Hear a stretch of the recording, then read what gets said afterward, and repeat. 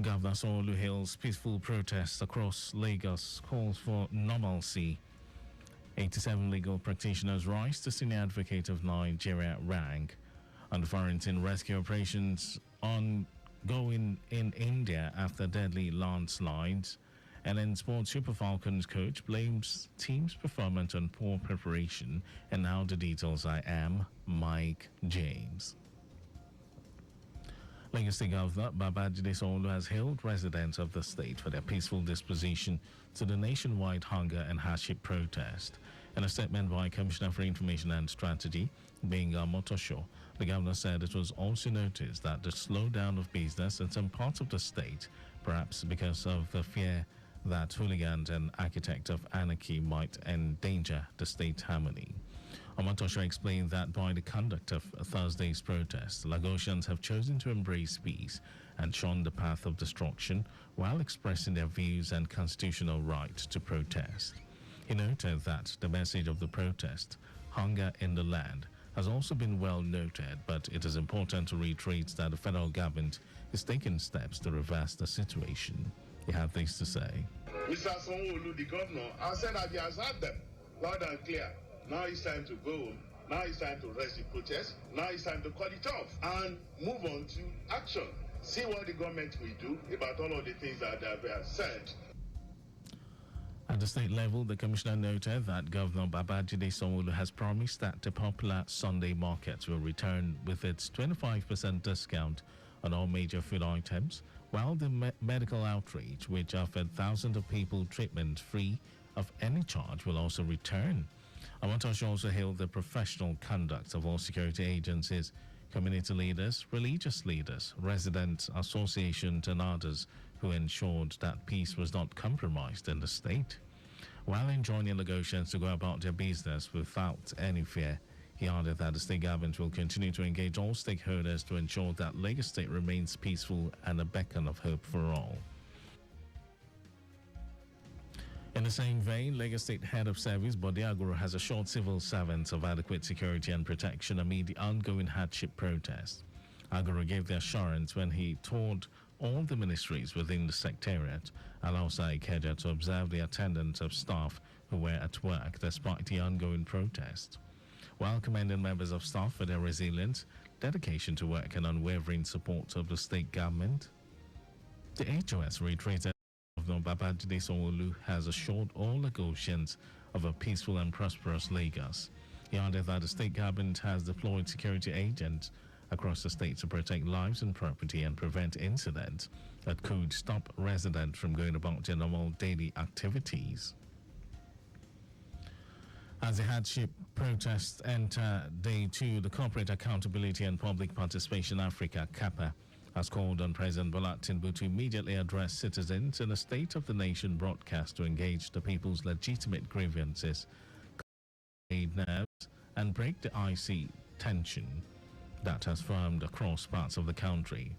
It also urged the president to affirm his administration's commitment to protecting the rights of citizens by compelling all government machinery and authorities to safeguard the lives and well-being of every citizen under their watch. CAPA urged the Nigerian police and security agencies to fulfill their obligations as enshrined in the 1999 Constitution of the Federal Republic of Nigeria as amended by ensuring that the rights of citizens to peacefully assemble is upheld without interference. The nationwide protest tagged End Bad Governance in Nigeria filtered into public space and social media about 3 weeks ago in response to the growing frustration at the soaring cost of living and hardship precipitated by a series of economic reforms carried out by the federal government since May 29 last year. And now to the rest of the stories. Legal practitioners, Privileges Committee LPPC under the chairmanship of the Chief Justice of Nigeria, Olukayode Ariwola, has approved the conferment of the rank of Senior Advocate of Nigeria on 87 legal practitioners. A statement signed by the Chief Registrar of the Supreme Court and Secretary of the LPPC, Zaki Bello, says the swearing-in ceremony of the 87 successful applicants is scheduled to take place on Monday, September 30. Some of the successful applicants include former chairman of the Nigeria Bar Association section on public interest and development law, NBA Spidel, Monday Ubani. Member of the Lagos State House of Assembly representing Oshodi Solo Constituency 1, Stephen Ogundikbe, has officially launched the second edition of his annual summer coaching program, emphasizing both academic excellence and character development. Ogundikbe said this year's program will feature special rewards for students who demonstrate exceptional academic performance and positive character traits during the summer coaching classes. He reiterated his commitment to the education and welfare of his constituents, promising to unveil further initiatives in the coming weeks. The lawmaker enjoined parents and guardians to get their children registered and ensure forms are obtained and submitted at the designated centers on or before Friday, 2nd of August.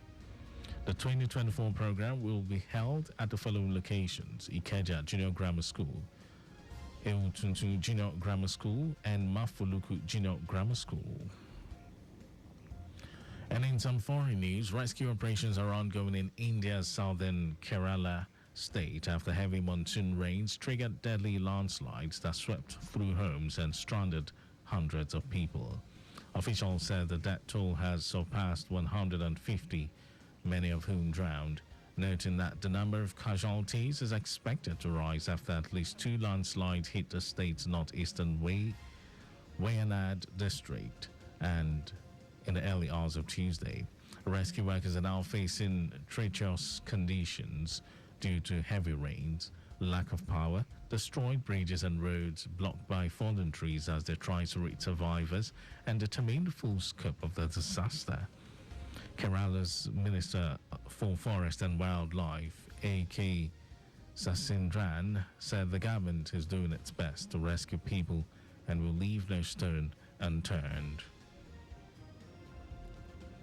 Super Falcons, that's in sports news. Super Falcons head coach Randy Waldrum has attributed a team sport outing to the 2024 Olympic Games to inadequate preparation.